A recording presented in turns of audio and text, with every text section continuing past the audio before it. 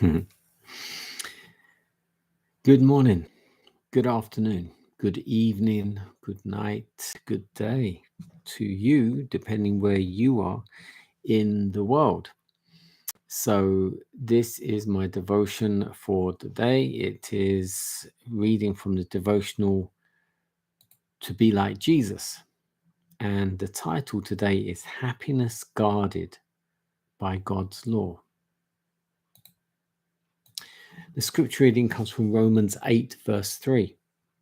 For what the law could not do, in that it was weak through the flesh, God did by sending his own Son in the likeness of sinful flesh on account of sin.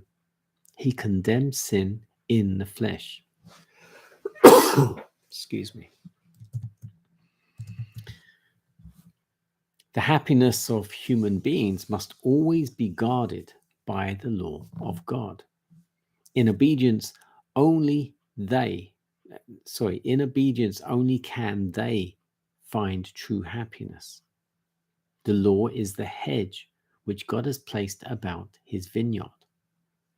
By it, those who obey are protected from evil. In transgression, Adam became a law to himself. By disobedience, he was brought under bondage.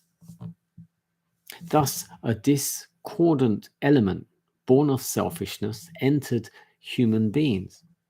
Their will and God's will no longer harmonized. Adam had united with the disloyal forces, and self-will took the field. By Christ, the true standard is presented. He made it possible for humankind to be once more united with God.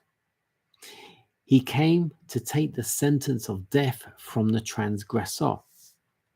Not one precept of the law could be altered to meet men and women in their fallen condition. Therefore, Christ gave his life in their behalf to suffer in their stead the penalty of disobedience. This was the only way in which humanity could be saved, the only way in which it could be demonstrated that it is possible for them to keep the law. Christ came to this earth and stood where Adam stood, overcoming where Adam failed to overcome. He is made unto us wisdom and righteousness and sanctification and redemption.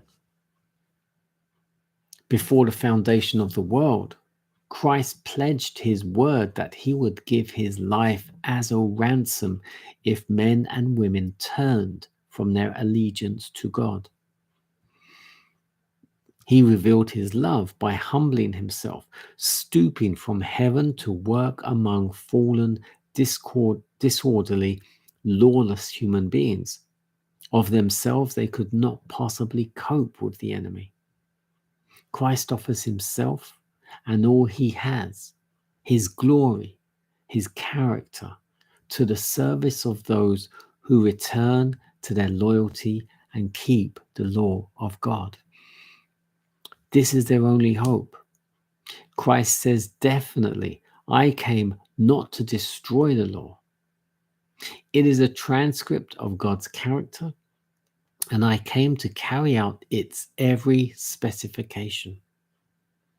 I came to vindicate it by living it in human nature, giving an example of perfect obedience.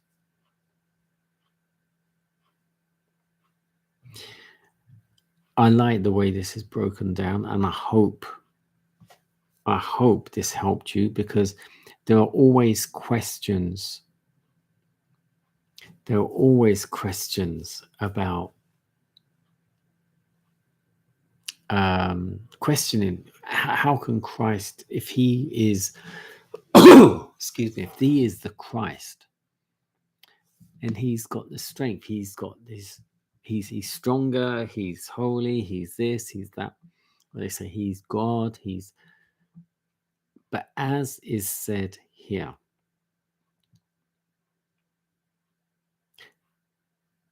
Christ I came to vindicate it by living it in human nature. So he lived as a human, solely as a human. He had to put his divinity to the side. And he had to be a human, to be tempted as a human, to go through the trials as a human, to have patience and tolerance as a human. And he, as a human, overcome every single sin that came to him. Trial, temptation. He overcame them as a human, just to show that we can also. I hope this helped, because it is a common question and many people want to know or question it as to, well, of course Jesus could do it, blah, blah, because he was blah, blah. No. He was 100% human.